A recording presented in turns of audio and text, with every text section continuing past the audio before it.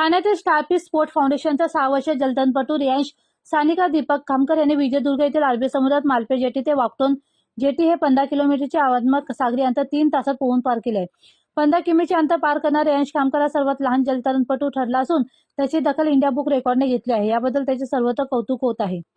सांस्कृतिक कार्य तसेच माहिती तंत्रज्ञान मंत्री ॲडव्होकेट आशिष शेलार, ठाणे जिल्हा हौशी जलतरण संघटनेचे अध्यक्ष ॲडव्होकेट निरंजन डावखरे, महाराष्ट्र राज्य हौशी जलतरण संघटनेचे उपाध्यक्ष राजेश मोरे यांनी देखील रियांशचे अभिनंदन करून त्याला पुढील वाटचाल शुभेच्छा दिल्या आहेत.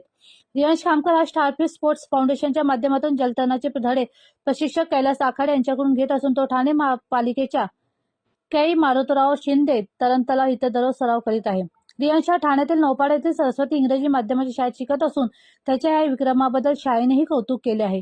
गेल्या वर्षभरात विविध स्पर्धांमध्ये रियांशने 13 पदके प्राप्त केली असून त्यात 5 सुवर्ण, 5 रौप्य, 3 कांस्य पदांचा समावेश आहे. विजयदुर्ग येथील सागरी जलतरण ही रियांची पहिलीच सागरी जलतरण स्पर्धा होती. या स्पर्धेत सहभागी होणारा हा लहान जलतरणपटू असल्याने सर्वांची उत्सुकता शिगेला पोहोचली होती.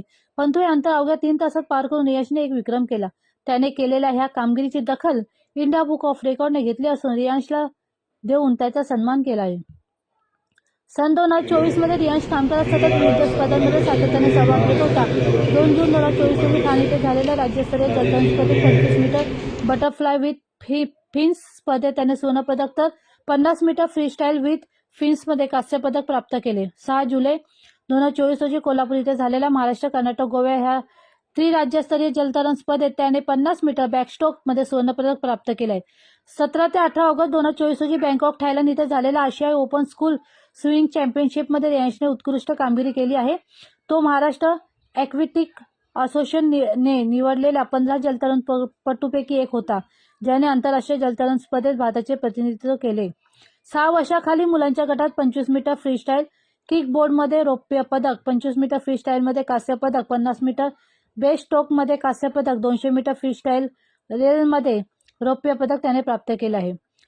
15 सप्टेंबर 2024 रोजी under water sport association of महाराष्ट्रद्वारे आयोजित केलेल्या 4थ्या महाराष्ट्र राज्य फिन स्विंग स्पर्धेत रियांशने 50 मीटर मोनोफिन सरफेस स्विंगमध्ये सुवर्णपदक, 100 मीटर बायफिन मिश्र रेलमध्ये सुवर्णपदक, 50 मीटर बायफिन स्विंगमध्ये रौप्य पदक पटकावले. सदरची स्पर्धा ही 8 वर्ष व त्यावरील वयोगटासाठी होती, परंतु रियांशने आंतरराष्ट्रीय जलतरण स्पर्धेत केलेली कामगिरी लक्षात घेऊन 9 वर्षे ह्या वरिष्ठ वयोगटात सहभागी होण्यासाठी त्याला विशेष प्रवेश देण्यात आला होता, ज्यामध्ये त्याने 9 वर्षाखालील जलतरणपटूंशी स्पर्धा केली.